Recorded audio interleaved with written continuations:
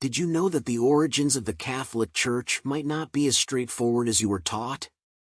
You may have heard the narrative that it all began with Peter, the apostle of Jesus, as its foundation stone. But what if I told you the real story goes far deeper, and in some ways, even challenges this traditional understanding? What you're about to discover might not only reshape your perspective on religion but also on history itself. Are you ready to dive into this fascinating journey? Who decided Peter's role? Let's start with a question. Who decided that Peter should lead the church? Was it Jesus himself, as some claim, or was this a decision made later by his followers? Picture this: a small group of Jesus' disciples, hunted and marginalized, meeting in secret to lay the groundwork for what would eventually become one of the most influential institutions in the world. Could this truly have stemmed from just one person's efforts? Or was it a combination of faith, leadership, and strategy? From persecution to power. Consider the context of the time. The early followers of Christ were not only persecuted for their beliefs but also lived under the constant threat of death in a Roman Empire teeming with political intrigue, pagan worship, and societal unrest. How, then, did this small, scattered group evolve into the dominant religious force of the empire? Was it a miracle? Or was it the result of calculated, strategic decisions over many years? A carefully woven history. Here's something you might not have heard before: the Catholic Church didn't materialize overnight. It wasn't simply a divine mandate handed down without human involvement. Instead, its formation was a complex process spanning decades, even centuries. Early Christians held clandestine meetings, debated doctrines, and organized councils that shaped the Church's teachings. These steps weren't without conflict, far from it. The history of the Church is marked by debates, compromises, and decisions that occasionally deviated from Christ's original teachings. Was Peter the true founder? Let's revisit Peter's role. He is often called the first pope and the foundation of the Church. But is this interpretation accurate? When Jesus said, "You are Peter, and upon this rock I will build my church," did he mean a physical institution, an organized hierarchy, or something more spiritual? The words of Jesus have been interpreted in countless ways, leading to centuries of division. What do you think Jesus envisioned when he spoke of a church? The absence of Catholic in Scripture. Here's a striking fact: the Bible never explicitly mentions a Catholic church. The term Catholic, meaning universal, only came into usage later. Early Christianity wasn't a single, unified body but a collection of diverse groups, each interpreting Christ's teachings differently. It was only through centuries of consolidation, political alliances, and doctrinal decisions that the Church as we know it today emerged. Faith, power, or both? This raises another critical question. What truly motivated the leaders of the early Church? Were they driven purely by faith and a desire to spread Christ's message, or was there an element of ambition and a quest for power? Perhaps it was a mixture of both. Understanding this helps us see the Church not just as a religious institution but also as a human one, shaped by the complexities and imperfections of those who built it. Let's explore together. As we dig deeper into this story, we'll uncover how the Church grew from a persecuted sect to the official religion of the Roman Empire.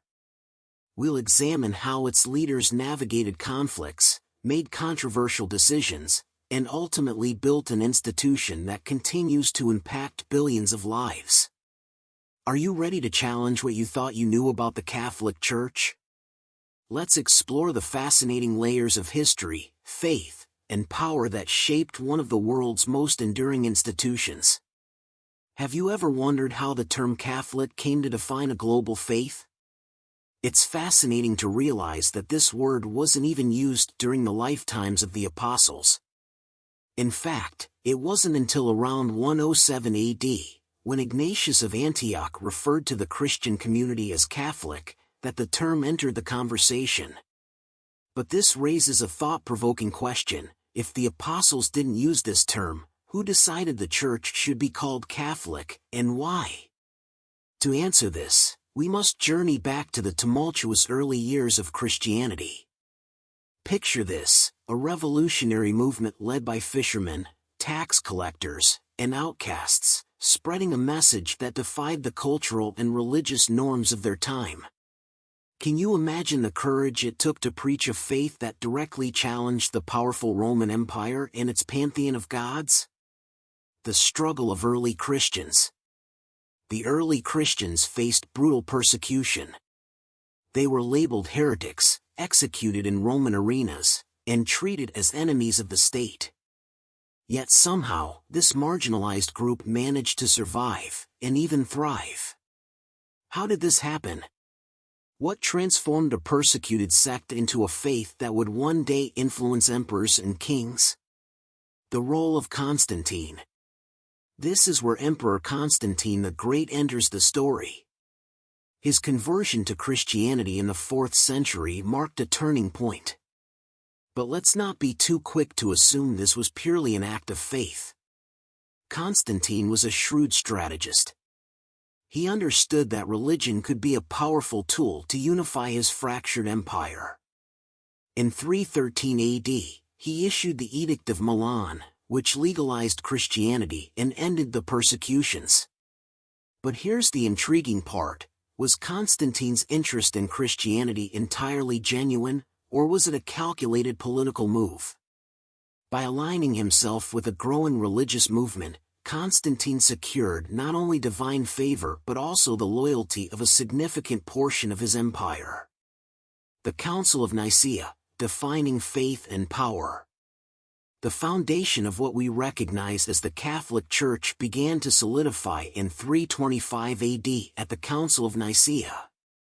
Under Constantine's watchful eye, Christian leaders gathered to debate fundamental questions: was Jesus fully divine, fully human, or a combination of both? These decisions didn't just shape Christian theology, they laid the groundwork for an institution that would dominate politics, culture, and spirituality for centuries. But don't be mistaken, this wasn't a smooth process. The Council of Nicaea was marked by heated debates, betrayals, and even violence. Many Christians who disagreed with the Council's conclusions were ostracized or persecuted by their own brethren. Can you believe that those once persecuted by the Roman Empire began to persecute one another? Faith, power, and control. This history reveals an uncomfortable truth: the creation of the Catholic Church wasn't just about faith, it was also about power and control. How much of what we now consider Catholic doctrine stems from Jesus' original teachings, and how much was influenced by political decisions? Questions to reflect on. Why were some doctrines emphasized while others were discarded? Who decided which books would be included in the Bible? How were key early Christian texts almost lost forever? Before the Bible as we know it was compiled, dozens of Gospels, letters, and accounts vied to define the Christian faith. Imagine Christian leaders from across the Roman Empire, each with their own ideas and traditions, gathering to decide which writings would be considered the Word of God. What criteria did they use to make such monumental decisions? Hidden truths and lost stories. The answers to these questions are part theological, part political, and entirely surprising. The story of early Christianity is far from straightforward. It's a tale of courage, conflict, and compromise. Key texts were almost lost, councils debated fiercely, and doctrines were shaped amidst turmoil. Are you ready to continue this journey? Let's uncover the hidden truths and explore how the early centuries of Christianity defined a faith that would shape the world. The deeper we go, the more we'll discover about the fascinating interplay of faith, history, and human ambition. Have you ever wondered how the early Christian faith evolved into the form we recognize today? It wasn't a straightforward path of divine revelation alone, but a complex journey of ideological battles, theological debates, and political strategies. Did you know that some early Christians believed in a completely different concept of God than the one widely accepted today? The Gnostic perspective, a radical divergence. Among these early groups were the Gnostics, whose beliefs diverged significantly from what later became Orthodox Christianity. They argued that secret knowledge, not mere faith, was the key to connecting with the divine. Some Gnostics even viewed the God of the Old Testament as an inferior, tyrannical figure, entirely distinct from the loving Father that Jesus described. Can you imagine how different Christianity might be today if these ideas had prevailed?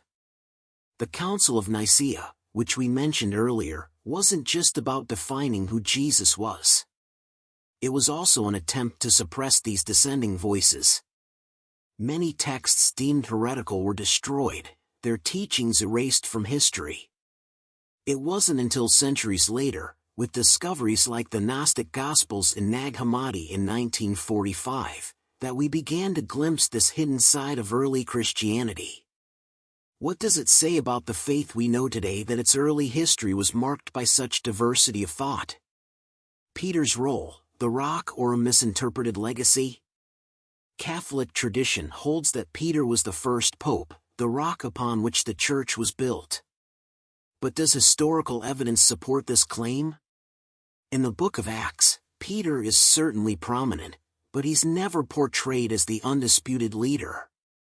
At the Council of Jerusalem, for instance, James, the brother of Jesus, appears to hold a more significant leadership role. So where does the idea of Peter's primacy come from? It seems to be a mix of theological interpretation and institutional necessity.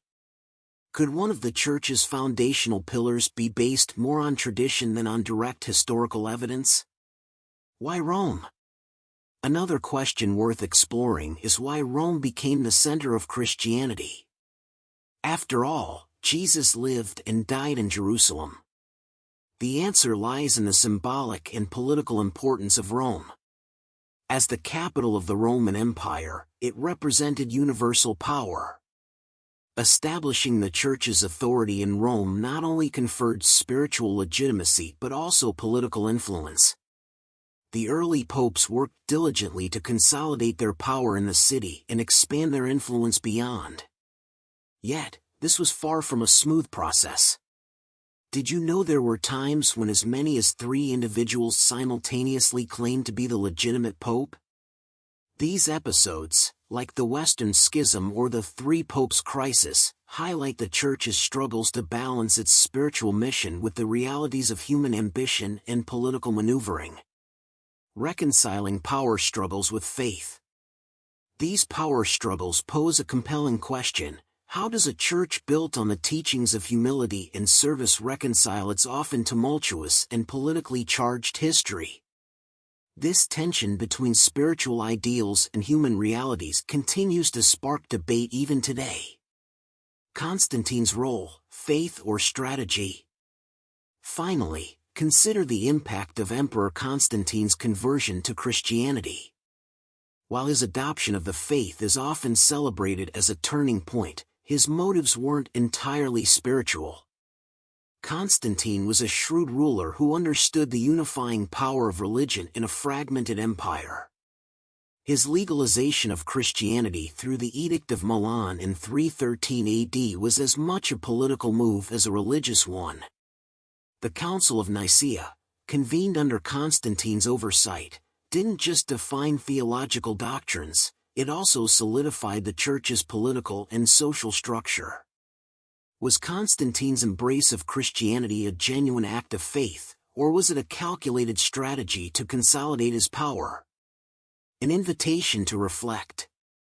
The early centuries of Christianity weren't just about spiritual growth, they were a time of profound transformation, marked by human ambition, ideological conflicts, and significant compromises. What might Christianity look like today if the Gnostics or other dissenting groups had prevailed? How much of the Church's current structure reflects Jesus' original teachings, and how much is the result of historical and political decisions? What lessons can we learn from this complex history as we reflect on our own faith today?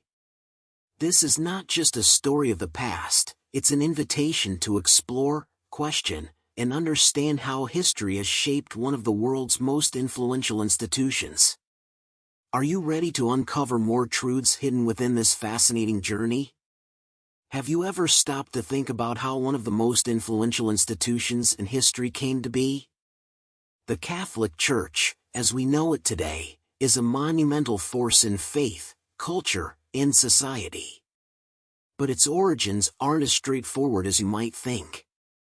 While many believe it was founded directly by Peter and the apostles, the truth is far more nuanced, shaped by centuries of decisions, debates, and struggles.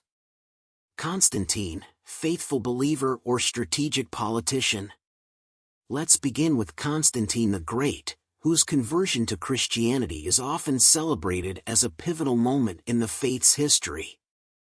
But was his embrace of Christianity driven by genuine belief, or was it a calculated move to unify a fragmented empire? Constantine legalized Christianity with the Edict of Milan in 313 AD, marking the end of persecution for Christians. Yet, even after officially adopting the faith, Constantine continued participating in pagan rituals. He wasn't baptized until his deathbed, leaving many to question the sincerity of his faith. Do you think a leader as strategic as Constantine would convert solely out of spiritual conviction, or was he leveraging religion as a political tool? One thing is undeniable: Constantine's actions transformed Christianity from a persecuted faith into a favored religion. This shift forever changed not only the course of Christianity but the trajectory of history itself. Who truly built the Catholic Church?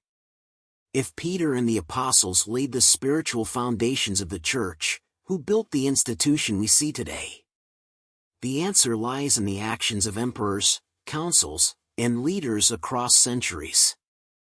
The early Christian community faced profound challenges: theological disagreements, political interference, and social upheavals. Each decision, from the inclusion of specific doctrines to the structure of leadership, played a role in shaping the Church. But here's a thought-provoking question: how much of what we consider Catholic today stems from divine inspiration, and how much is a result of human decision-making? The Council of Nicaea, unity or suppression?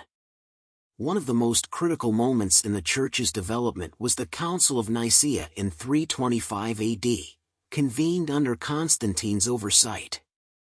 This wasn't just a theological discussion, it was a battle of ideologies. Leaders gathered to debate fundamental questions about Jesus' nature and the essence of Christian belief. At the same time, dissenting voices, such as the Gnostics, were silenced. These groups held radically different views about God and salvation, even suggesting that the God of the Old Testament was distinct from the loving Father Jesus spoke about. Many of their writings were destroyed, and their teachings labeled as heresy. What would Christianity look like today if these alternative perspectives had prevailed? Would the faith be more diverse, or would it have fractured beyond recognition?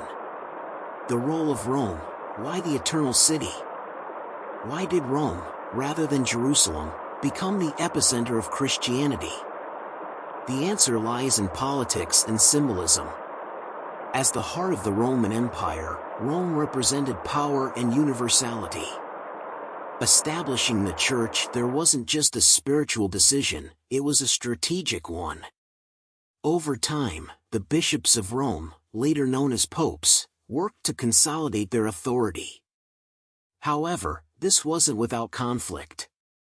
Did you know that during certain periods, multiple individuals claimed to be the legitimate pope at the same time? Episodes like the Western Schism highlight the human struggles within the Church. How do we reconcile these power struggles with the message of humility and service preached by Jesus? A mixture of the divine and the human. The Catholic Church is often described as a divine institution, but its history reveals a deeply human side. It is a story of faith, perseverance, and inspiration, but also one of ambition, compromise, and conflict. Think about this: is the Church more divine, more human, or a complex mixture of both? Its flaws and contradictions do not diminish its impact on billions of lives. Instead, they remind us that even the most powerful institutions are shaped by the dreams, doubts, and decisions of ordinary people. A reflection for today. Now that you've glimpsed this intricate history, what do you think? Does understanding the Church's journey deepen your respect for its resilience, or does it challenge your perception of its divine origins? The Catholic Church as we know it didn't emerge overnight. It was forged over centuries through struggles, debates, and moments of profound faith. What lessons can we take from this journey as we reflect on our own beliefs and the institutions we uphold? This is more than history, it's an invitation to reflect, question, and explore the profound legacy of faith and humanity intertwined. Are you ready to continue this journey of discovery? In the end, the story of the Catholic Church is not just a tale of faith, it's a mirror reflecting the complexities of humanity itself. It's the story of imperfect people navigating an imperfect world, making decisions that shaped the course of history. It's a testament to the resilience of belief and the power of community, even amidst division and struggle. But here's the challenge: as we peel back the layers of tradition and history, we must confront profound questions. What does this legacy mean for us today? Is it a reminder of the divine thread that connects humanity, or a cautionary tale about the dangers of power and control? The Church's journey is far from over. It continues to evolve, adapt, and inspire billions around the globe. And so, the question isn't just about the past, it's about the future. What kind of legacy will we leave for those who come after us? In this story of faith and humanity, one thing is certain: the search for truth, meaning, and connection is a journey we all share.